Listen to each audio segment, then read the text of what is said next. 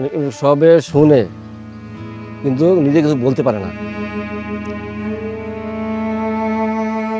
মাথা দ্বিতীয় অপারেশনের পরে ওর মাথা এক সাইড ড্যামেজ হয়ে গেছে। ডাক্তাররা বলছে অত কথা বলতে পারে না, ওটা দোয়া করেন আল্লাহর কাছে। 4 তারিখে বাইরের কাছে বাবা আম্মা কাছে না বললা দেবিদ্যা কালাসান মারের এখানে আন্দোলনে গেছে। আলমপুর চৌমুহনীতে আমরা অবস্থান করি। তারপর যখন আমরা মিছিল নিয়ে সামনের দিকে আগাই, ওই যে আওয়ামী লীগ, যুবলীগ, ছাত্রলীগ ওরা ছাত্রদের উপরে ধাওয়া করছে।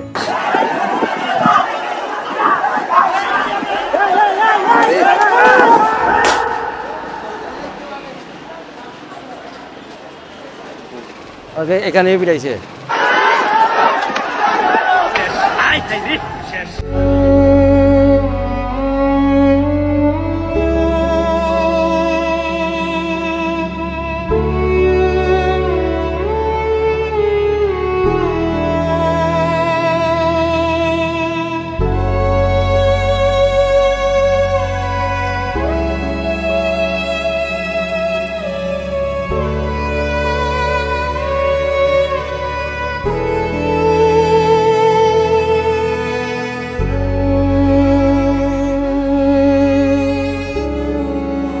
কি অনুভূতি এখন তো অ্যাকচুয়ালিতে যেইভাবে জীবনযাপন করতে আছে, তার আম্মায় তার বাবায় তারে খাওয়াই দিতে হয়, কাপড় চোপড় পরাই দিতে হয়, হ্যাঁ টয়লেটের পানিটা সহ নিয়ে দিতে হয়, এক ধরনের সে কিন্তু পুরো প্রতিবন্ধী হয়ে গেছে।